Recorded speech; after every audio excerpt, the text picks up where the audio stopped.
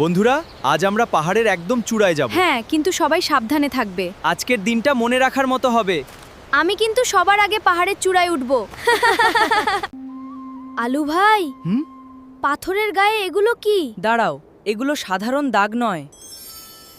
মনে হচ্ছে এটা কোনো গোপন পথের সংকেত। ওই সামনে একটা গুহা দেখা যাচ্ছে। আমরা এতদূর এসেছি, রহস্যটা জেনে তারপর ফিরব। ঠিক আছে, সবাই একসঙ্গে থাকবে। এখানে এত অন্ধকার, আমার একটু ভয় করছে। ভয় পেও না, আমরা সবাই একসঙ্গে আছি। চুপ, মনে হচ্ছে সামনে কিছু আছে। ওই দেখো, একটা পুরনো বাক্স।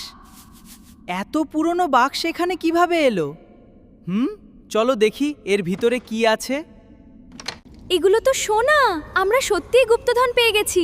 এত বড় গুপ্তধন আমি জীবনে দেখিনি। 1 মিনিট, আগে আমাদের জানতে হবে এই ধনের আসল মালিক কে। এখানে একটা চিঠি আছে। পড়ো, কি লেখা আছে? এই ধন যে পাবে তাকে একটা কাজ করতে হবে। হ্যাঁ, কি কাজ? এই ধন আমাদের জন্য নয়। তাহলে? এই ধন দিয়ে পাহাড়ের গরিব মানুষদের সাহায্য করতে হবে।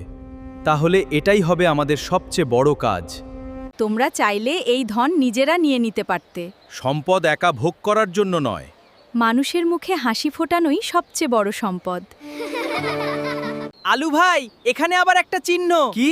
তাহলে কি আরো একটা গুপ্তধন আছে? মনে হচ্ছে আমাদের অভিযান এখনো শেষ হয়নি। চলো, আগামীকাল আবার এই রহস্যের খোঁজে বের হব।